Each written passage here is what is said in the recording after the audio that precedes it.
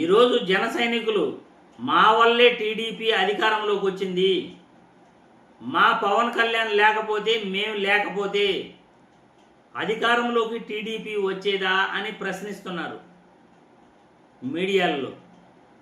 మరి వాస్తవాలు ఏంటి?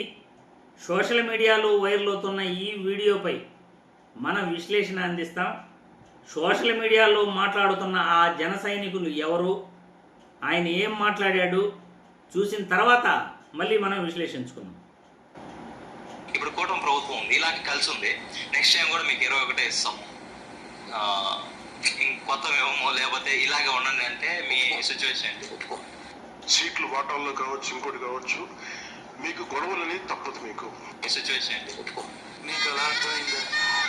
అదే పనిలో ఉన్నా వెయిట్ చేద్దండి. యాక్షన్ లీడర్ని పిలిపించాను కదా సార్, కొంచెం మేనేజ్ చేయాలి. ఈసారి మేము ఎంత తీసుకుంటామని మా ఆలోచనతో ఒక 70 పైన పుట్టాం. వీడు అప్పుడే బీబీసీ రేంజ్లో ఎంచుకుంటున్నాడు. కదా ఇప్పుడు పవన్ కళ్యాణ్ లేకపోతే ప్రభుత్వం వచ్చేదా?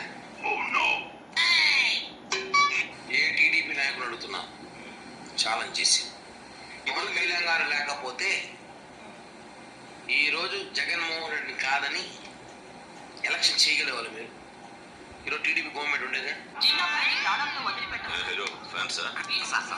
వాళ్ళు ఏదో కుర్రపంకలు ఆవేశంతో మాట్లాడుతున్నారు సార్. నేను మీ కస్టడీలో ఉన్నప్పుడు మీ గురించి బ్యాడ్గా మాట్లాడితే నాకు ఎంత లేదు, నాకు అర్థం కావట్లేదు సార్. ఇప్పుడు మొత్తానికి పవన్ కళ్యాణ్ వల్ల ఇప్పుడు గెలిచింది. కూటమి కట్టింది పవన్ కళ్యాణ్ గారు. పవన్ కళ్యాణ్ లేకపోతే ఈసారి అధికారం వచ్చేది కాదు. చూశారుగా సోషల్ మీడియాలో కిరణ్ రాయల్ మాట్లాడుతున్న మాటలు. టీడీపీ నాయకులు ముఖ్యంగా మీరు చూసారా?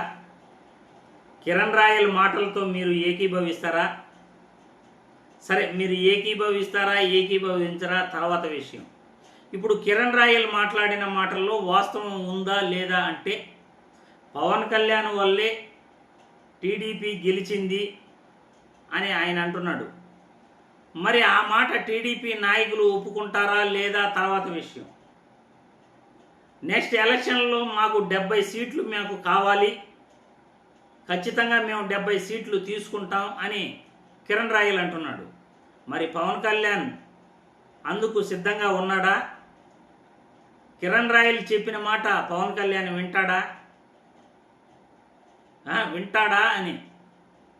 పవన్ కళ్యాణ్ ఏమో నేను మరో 15 సంవత్సరాలు నేను టీడీపీతో పొత్తులో ఉంటాను అని అంటున్నాడు. గత ఎన్నికలలో 21 సీట్లు ఇచ్చారు.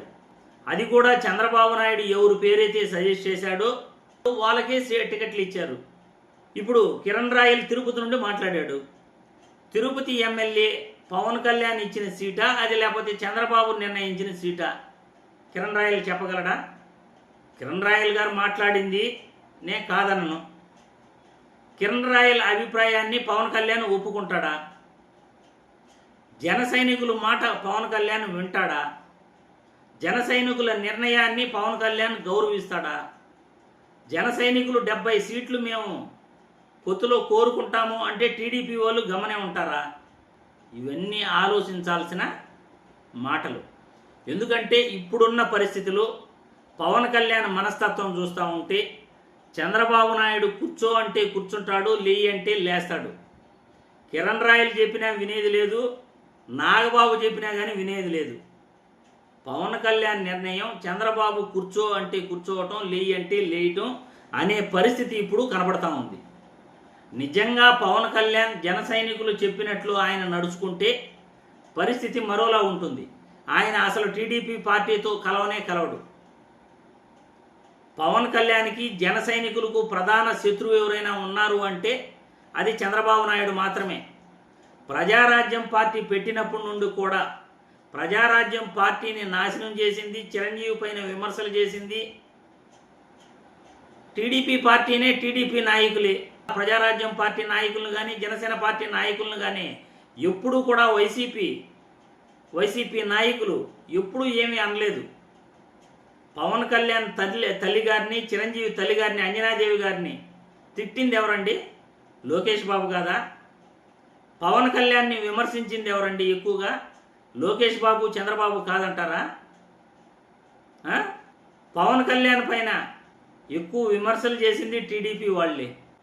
మరి ఈరోజు టీడీపీ పార్టీతో కూటమితో పొత్తు అని చెప్పి పవన్ కళ్యాణ్ ఎలా ముందుకెళ్తున్నాడు, వాళ్ళ జన సైనికులకు న్యాయం జరుగుతుందా లేదా, ఇప్పుడు ప్రస్తుతం కూటమిలో జన సైనికుల పరిస్థితి ఏంటి, నియోజకవర్గాలలో టీడీపీ నాయకులు జన సైనికులు సయోధ్యగా ఉన్నారా, అసలు జన సైనికుల్ని పవన్ కళ్యాణ్ పట్టించుకుంటున్నాడా అంటే ఖచ్చితంగా లేదనే చెప్పుకోవాలి. మొన్నే విన్నాం పవన్ కళ్యాణ్ మాటలు, మీకు ఇష్టం ఉన్నా లేకపోయినా అడ్జస్ట్ కావాల్సిందే అని ఒకే మాట అన్నాడు.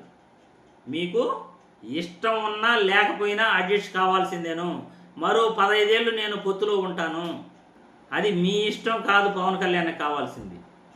పవన్ కళ్యాణ్ ఏమనుకుంటాడో అదే చేస్తాడు. కిరణ్ రాయలు చెప్పినా లేకపోతే ఇంకొకరు చెప్పినా పవన్ కళ్యాణ్ వినే పరిస్థితిలో లేడు.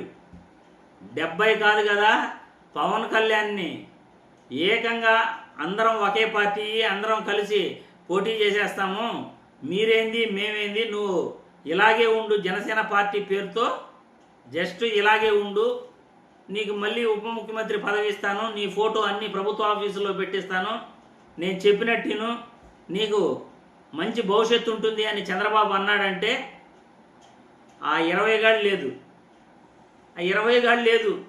టోటల్ మొత్తం చంద్రబాబు ఎవరైతే సెలెక్ట్ చేసుకుంటాడో జనసేన పార్టీ తరఫున వాళ్ళని నిలబెట్టిస్తాడు, వాళ్ళ చేత పోటీ చేపిస్తాడు. 70 సీట్లు జనసేన పార్టీకి ఇచ్చేసి మిగతా 80 సీట్లు 80-90 సీట్లలో టీడీపీ పోటీ చేస్తుందని అనుకుంటున్నారా? కొంపదీసి 70 సీట్లలో మెజార్టీ సీట్లు జనసేన పార్టీ గెలిస్తే చంద్రబాబు నాయుడు ఇంటికి వెళ్ళాలా? చంద్రబాబు నాయుడిని తక్కువ అంచనా వేస్తున్నారా కిరణ్ రాయల్? మీరు చెప్పింది పవన్ కళ్యాణ్ 100% వినడు. అలాంటప్పుడు ఊరికే మీడియా ముఖంగా మాట్లాడి పరువు పోగొట్టుకోవటం దేనికి? నెక్స్ట్ ఈ పార్టీ వస్తుంది, కూటమి వస్తుందనే నమ్మకాలు ఉన్నాయా? ఆలోచించండి. ప్రజలకి మనం ఏం చేసాం? కనీసం ఒక బడి గుడైనా మనం కట్టించగలిగామా?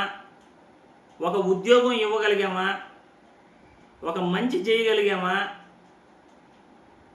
మనం ఈరోజు మత రాజకీయాలు చేస్తూ ప్రజల్ని గాలి వదిలేసి కక్ష రాజకీయాలు చేస్తున్నాం తప్ప మనం ప్రజల్ని అసలు ఏ రోజు పట్టించుకున్నాం? మనం ఏదో రకంగా గెలుస్తాము అనుకుంటే అది పొరపాటే.